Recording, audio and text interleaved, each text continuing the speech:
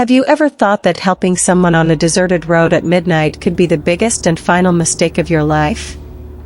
In the foggy night of London, something similar happened to Hamid, who stopped his car out of humanity, but the passenger sitting in the back was not human. Hamid worked for a well-known taxi service in London. It was 2 in the morning, and the streets of London were wrapped in a thick blanket of fog. Exhausted, Hamid was driving toward his home when he suddenly saw a white figure by the roadside. As he drew closer, he saw an exquisite girl, dressed in a bridal outfit, signaling for the car to stop. After a slight hesitation, Hamid pulled over. The girl silently sat in the back seat. Her clothes did not smell of roses, but of damp cemetery earth and sandalwood, the distinct scent of a funeral. Hamid looked at her in the rearview mirror. Her face was deathly pale and her eyes were lifeless. "Where do you want to go?" Hamid asked fearfully.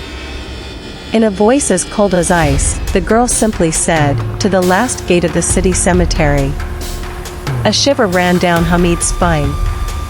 The entire way, the girl remained completely silent. She didn't blink, nor did she move.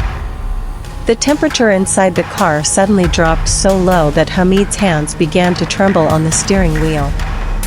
When the car stopped in front of the broken gate of the cemetery, the girl stepped out silently and vanished into the darkness.